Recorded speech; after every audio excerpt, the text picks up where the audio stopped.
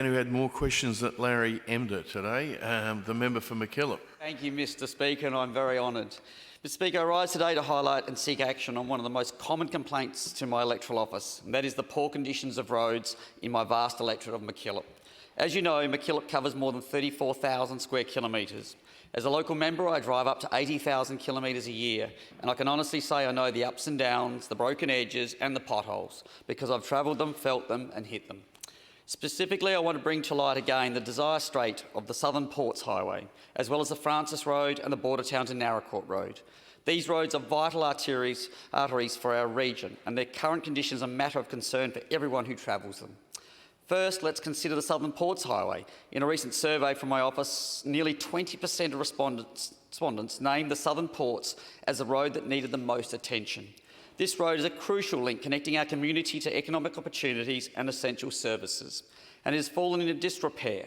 Potholes and uneven surfaces have become commonplace, making travel hazardous and uncomfortable. I know the department has spent around $2 million on resurfacing around 8 kilometres of this road between Beachport and Millicent. I know that the quality of these works hasn't been up to standard. These issues are not just minor inconvenience. They pose serious risks to safety and contribute to wear and tear on vehicles, increasing maintenance costs for local families and businesses. Moving on to the Francis Road, the situation is equally troubling. The road's deteriorating condition impacts local farmers and transporters who rely on it for moving goods and supplies. The compromised infrastructure not only hampers efficiency but also threatens the economic viability of those who depend on this road to sustain their livelihoods. The border town to Narracourt Road, a key route for regional travel and commerce, is also in need of urgent attention. Potholes and crumbling surfaces are more than just blemishes on the landscape. They are obstacles to progress.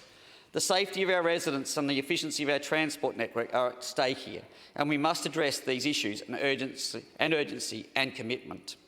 The problems with these roads are not just about inconvenience, they are about safety, economic stability and quality of life. Poor road conditions lead to higher accident rates, increased vehicle maintenance costs and inefficiencies in transport and logistics. For business, this means higher operational costs and potential delays. For families, it means greater risk every time they get behind the wheel. To address these pressing concerns, we need more than just temporary fixes.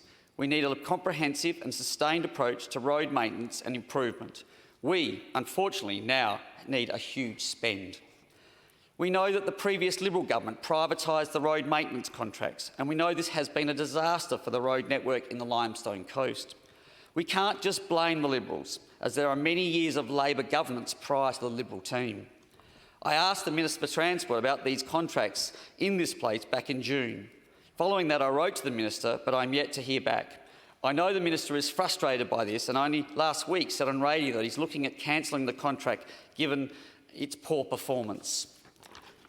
I will continue to advocate for necessary resources and attention to our roads desperately needed. I will continue to ask for more money in budget allocations and infrastructure priorities. I'll continue engaged with the department to see how we can do the maintenance better, and I'm sure there are many options, such as reinstating local highways departments. Investing in our roads is an investment in our community's future. It supports our local economy, enhances safety and improves the overall quality of life for everyone.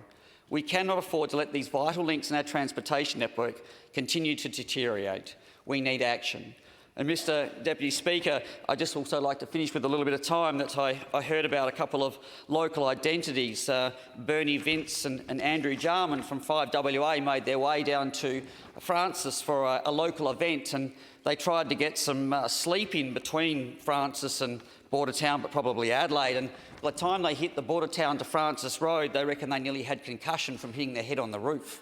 That might have helped their speeches, it might have helped their temperament, but they didn't get the sleep they were looking for. And also, Mr Deputy Speaker, one of these things that we've just heard, and I haven't mentioned this in my speech, is a lot of my roads are used by school buses. And I really do fear, by the way that these roads are becoming very uneven, they're very wavy, they're throwing vehicles around. We know that trucks probably can't even maintain their speed limits on some of these roads. That I do fear that the most valuable people that are using our roads are the school buses with our children on these buses. And I hope that the safety remains at a level that does not jeopardise the risk of a major accident with a school bus and heavy transport. So I'm really hoping that this government, with its advocacy for regions and hopefully the way it looks after MacKillop, that we can address these issues. Thank you, Mr Deputy Speaker.